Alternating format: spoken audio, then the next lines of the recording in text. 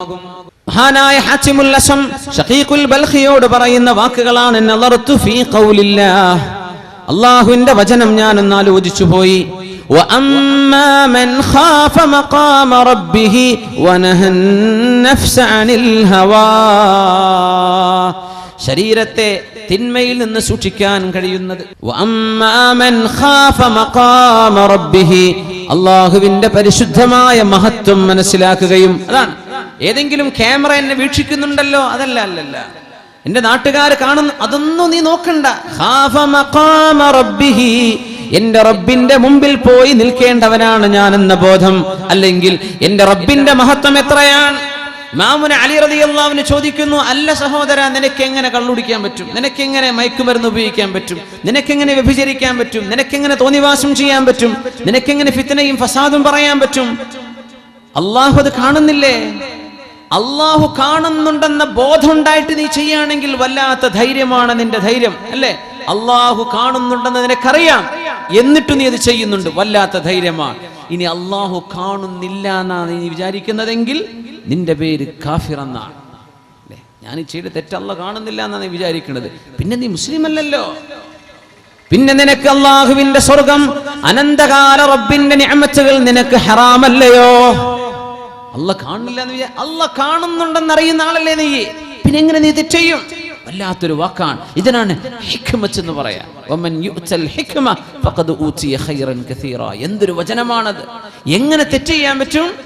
തെറ്റ് ചെയ്തുകൊണ്ടിരിക്കുക അള്ളാഹു കാണുന്നുണ്ടെന്ന് നിനക്കറിയുന്നല്ലോ, പിന്നെ എങ്ങനെ തെറ്റ് ചെയ്യും? എന്നിട്ടും നീ തെറ്റ് ചെയ്യുകയാണെങ്കിൽ നിന്റെ ധൈര്യം വല്ലാത്ത ധൈര്യം തന്നെ. ആ റബ്ബ് നിന്നെ കാണുന്നില്ല എന്ന് നിനക്ക് തോന്നുന്നുണ്ടോ? എങ്കിൽ നീ മുസ്ലിം അല്ലല്ലോ, നീ പിന്നെ ഇസ്ലാം എന്ന് പുറത്തു പോയില്ലേ. അള്ളാഹ് കാണുന്നില്ല എന്ന് വിചാരിച്ചാൽ അപ്പൊ എങ്ങനെ തെറ്റ് ചെയ്യാം? ഇനി ഇതിൽ കൂടുതലൊന്നും വേറെ പറയേണ്ട ആവശ്യമില്ലല്ലോ, നമുക്ക് നന്നാവാതെ പോരെ.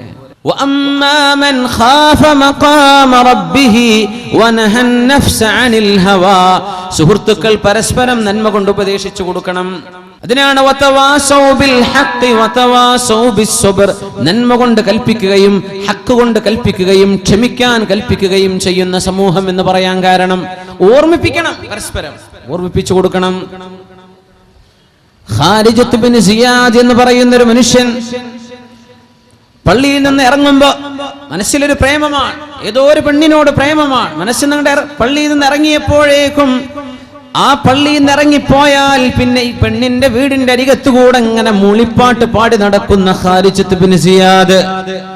ഖാരിജത്ത് ബിൻ സിയാദ് എന്ന ചെറുപ്പക്കാരൻ, നമ്മുടെ നാട്ടിലൊക്കെ ഉള്ള ഒരുപാട് ചെറുപ്പക്കാർക്ക് തുല്യനായ ഒരു ചെറുപ്പക്കാരൻ, ഹിജ്റ 4-ാം നൂറ്റാണ്ടിൽ കഴിഞ്ഞു പോയ ഒരു ചെറുപ്പക്കാരൻ ഖാരിജ ഇബ്നു സിയാദ്. പ്രേമായിരുന്നു. അങ്ങനെ താൻ ആരെയാണോ പ്രേമിക്കുന്നത് ആ പെൺകുട്ടി തന്റെ ഇടമുള്ള കുട്ടിയാണ്, അള്ളാഹുവിനെ പേടിക്കുന്ന പെൺകുട്ടിയാണ്. ആ പെൺകുട്ടിയുടെ അടികത്തുകൂടെ ഇങ്ങനെ ഇടക്കിടക്ക് ഇവൻ നടക്കും. ഇവൻ പള്ളിയിൽ പോയി വരുന്ന ആളാണ്. അതാണ് ഏറ്റവും വലിയ രസം. പള്ളിയിൽ പോയിട്ടുണ്ട്, ചിന്ത പ്രേമമാണ്. പള്ളിയിൽ നിന്ന് ഇറങ്ങി വരുമ്പോ പെണ്ണിനോട് ഇവൻ ഇങ്ങനെ ഒരിക്കൽ പറഞ്ഞു, നിനക്കറിയുമോ നിന്നോട് എനിക്ക് സ്നേഹമുണ്ട്, അനുരാഗമുണ്ട്, നീ ഇതിനൊരുക്കമാണോ? ഒരൊറ്റ മറുപടിയാണ്. ആ പെൺകുട്ടിയുടെ മറുപടി പോലെ വാ തുറന്ന് ഉറക്ക മറുപടി പറയാൻ കഴിയുന്ന പെൺകുട്ടികളാവണം നമ്മുടെ മക്കൾ. ഏതെങ്കിലും ഒരു ചെറുപ്പക്കാരൻ പഴപ്പിക്കാൻ വരുമ്പോ നിന്റെ ആ പ്രേമമൊക്കെ എല്ലാ സ്വകാര്യങ്ങളും വെളിച്ചത്ത് വരുന്ന മഹ്ശറ എന്ന ദിവസമില്ലേ അല്ലാഹു യൗമത്തഗാബുൻ എന്ന് വിളിച്ചത്, ആ ദിവസത്തേക്ക് വേണ്ടി നമുക്ക് മാറ്റിവെക്കാം. അന്ന് കാണാൻ കേട്ടോ യൗമത്തഗാബുൻ. അന്നാവാം പ്രേമം. ഇവിടുന്ന് ഞാനതിനില്ല എന്ന് ഉറക്കെ നോ എന്ന് പറയേണ്ടിടത്ത് നോ എന്ന് പറയാനുള്ള ചങ്കൂറ്റം നമ്മുടെ കുട്ടികൾക്ക് വേണം. അള്ളാഹുവിനെ പേടിക്കുന്ന പെൺകുട്ടികൾ പ്രേമവുമായി വരുന്ന ചെറുപ്പക്കാരനോട് അള്ളാഹുവിനെ പേടിക്കാൻ പറയണം. പ്രേമം നടിച്ചു വരുന്ന പെണ്ണിനോട് ചെറുപ്പക്കാരൻ അങ്ങോട്ട് തിരുത്തി കൊടുക്കണം. മക്കയിൽ നടന്നൊരു സംഭവം, ഉബൈദ് ഇബ്നു ഉമൈർ എന്ന് പറയുന്ന മഹാത്യാഗിവര്യനായ ഒരു പണ്ഡിതൻ മക്കയിൽ ജീവിച്ചിരിക്കെ സുന്ദരിയായ ഒരു പെണ്ണിന്റെ ഭർത്താവ് തന്റെ ഭാര്യയുടെ മുഖത്ത് നോക്കി ചോദിച്ചു, നിന്റെ സൗന്ദര്യം കണ്ട് പഴച്ചു പോകാത്തവർ ആരെങ്കിലും ഉണ്ടാകുമോ? സ്നേഹം തോന്നിയപ്പോ പറഞ്ഞതാ. സ്നേഹം തോന്നി പല ആൾക്കാരും പലതും പറയൂലേ. ഈസ ബിൻ മൂസ എന്ന് പറയുന്ന ഒരു ഖലീഫ മൻസൂർ രാജാവിന്റെ കാലത്തിന്റെ ഒരു ചരിത്രം പറയാറുണ്ട്. പെണ്ണിനോട് ഇയാൾ പറഞ്ഞതാ, സ്നേഹം തലക്ക് കയറിയിട്ട് വല്ലാണ്ടങ്ങ് പ്രേമിച്ചിട്ട് പറഞ്ഞു, എന്ത് അൻതി താലിഖ് ഇല്ലം തകൂനി അജ്മല മിനൽ ഖമരി, ഈ പൂർണ്ണചന്ദ്രനേക്കാളും നിനക്ക് സൗന്ദര്യമില്ലെങ്കിൽ നിന്റെ ത്വലാഖ് സംഭവിച്ചു. എങ്ങനെ?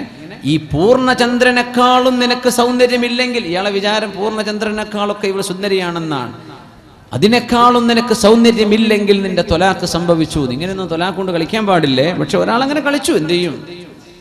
ആ പെണ്ണുടനെ പറഞ്ഞു, ഇനി ഞാൻ നിങ്ങൾക്ക് അന്യായ പെണ്ണാണ്, ഞാൻ എങ്ങനെ നിങ്ങൾക്ക് ഹലാലാകും? ത്വലാഖ് സംഭവിച്ചല്ലോ, പൂർണ്ണചന്ദ്രനേക്കാളൊക്കെ എനിക്ക് സൗന്ദര്യം ഉണ്ടെന്ന് പറയാൻ പറ്റുമോ?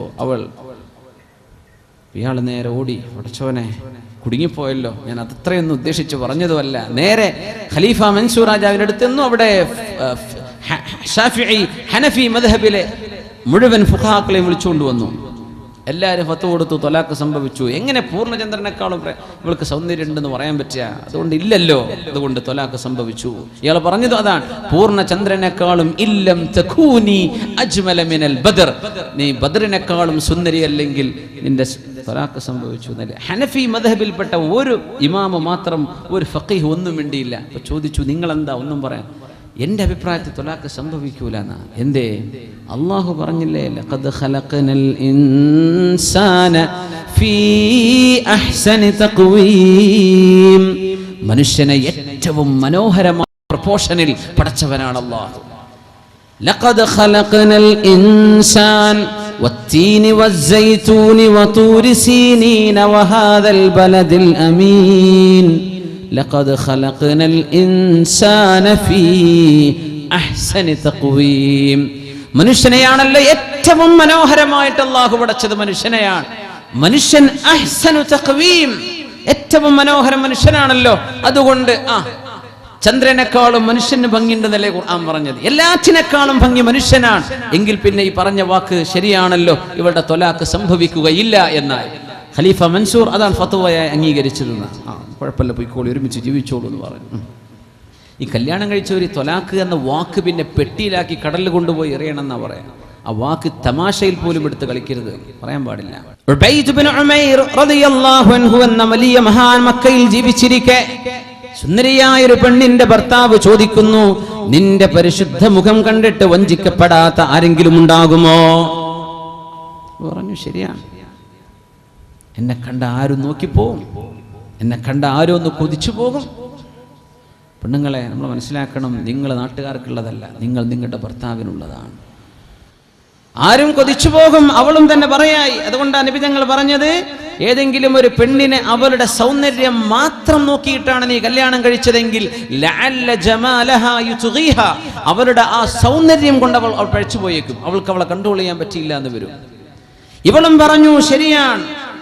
ഇയാളിങ്ങനെ ഭർത്താവ് ആലോചിക്കുക, ഭർത്താവും ഇതിന് കൂട്ടുനിൽക്കുകയാണ്. നല്ല സുന്ദരിയായ ഒരു ഭാര്യയെ സംബന്ധിച്ച് അയാൾക്കൊരു അഭിമാനം തോന്നിയിട്ട് പറഞ്ഞു, മക്കായിലെ ഉബൈദ് ഇബ്നു ഉമൈർ, ആ മഹാനായ പണ്ഡിതനെ ചെന്ന് പഴിപ്പിക്കാൻ പറ്റുമോ എന്ന് നോക്ക്, നീ ഒന്ന് നോക്ക്, ഒന്ന് ചെന്ന് നോക്ക്.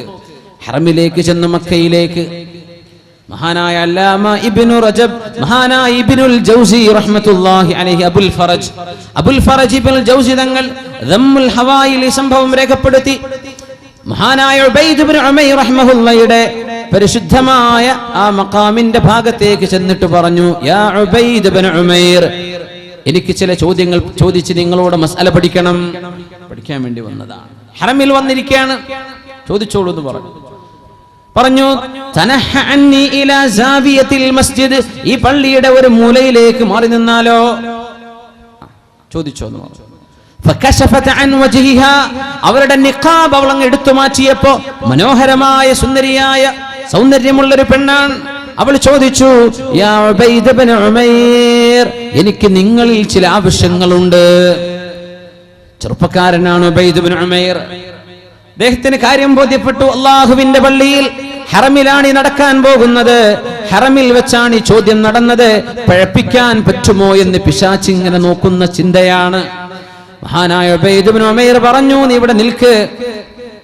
മരിച്ചു പോകുന്ന നേരത്ത് അള്ളാഹുവിന്റെ മലക്കുകൾ റൂഹ് പിടിക്കാൻ വരുമ്പോ നന്മയുടെ മലക്കുകളും തിന്മയുടെ മലക്കുകളും അദാബിന്റെ മലക്കുകളും വരുമ്പോൾ ഞാൻ ഈ നിന്നെ കൊണ്ട് ചെയ്യാൻ പോകുന്ന വ്യഭിചാരം നിനക്ക് അന്നേരം ഇഷ്ടമാണെന്ന് തോന്നുമോ? ഇല്ല. അദ്ഖൽതിൽ ഖബർ, നീ ഖബറിലേക്ക് പ്രവേശിക്കുകയും ഖബറിന്റെ ഉള്ളിൽ അല്ലാഹു നന്മ ചെയ്തു വന്നവരെ നന്നായി സ്വീകരിക്കുകയും തിന്മ ചെയ്തു വന്നവരെ അല്ലാഹുവിന്റെ മലക്കുകളെ കൊണ്ട് ശിക്ഷിക്കാൻ പറയുകയും ചെയ്യുമ്പോൾ ഖബറിലെ ചോദ്യോത്തരം നടന്നുകൊണ്ടിരിക്കുന്ന നേരത്ത് പെണ്ണെ നീ ചെയ്തു പോകുന്ന വ്യഭിചാരത്തെ കുറിച്ച് നിനക്ക് ഇഷ്ടം തോന്നുമോ? അപ്പോൾ ഇല്ലല്ലല്ല, എനിക്കത് വേണ്ട. ഈമാനുള്ള പെണ്ണാണ്, ഒരൽപ്പം ഈമാൻ അവൾക്കുണ്ട്. മഹ്ശറായിലേക്ക് വരുമ്പോ നിന്റെ കിതാബ് വലത് കൈയിലാണോ ഇടത് കൈയിലാണോ തരിക എന്ന് പേടിച്ച് ആർക്കാണോ നന്മകളുള്ളത് അവർ വലത് കൈയിലും, ആരാണോ തിന്മകൾ ചെയ്തു കൂട്ടിയത് അവർക്ക് ഇടതിലും നൽകപ്പെടുമ്പോൾ ആ നേരത്ത് നീ കൊതിച്ചു പോകുമോ ഈ തിന്മ സംഭവിച്ചെങ്കിലും? നീ കൊതിച്ചു പോകുമോ ഈ തിന്മ ഉണ്ടായെങ്കിലെന്ന്? അതല്ല വേണ്ടെന്നാണോ പറയാ? വേണ്ട വേണ്ട വേണ്ട. ശുറാച്ചിലൂടെ നീ കടക്കുമ്പോൾ ഓരോരുത്തരും അമലുകൾ കുറഞ്ഞു പോയവർ, കുഫറിന്റെ ആളുകൾ, മഅസിയത്തിന്റെ ആളുകൾ, തിന്മയുടെ ആളുകൾ നരകത്തിലേക്ക് ഇങ്ങനെ വീഴുമ്പോ സത്യവിശ്വാസികൾ മാത്രം ജയിച്ചു പോകുമ്പോൾ നീ ആഗ്രഹിക്കുമോ ഇങ്ങനെ ഒരു തിന്മ ചെയ്തിരുന്നെങ്കിലെന്ന് നീ കൊതിക്കുമോ? ഇല്ല.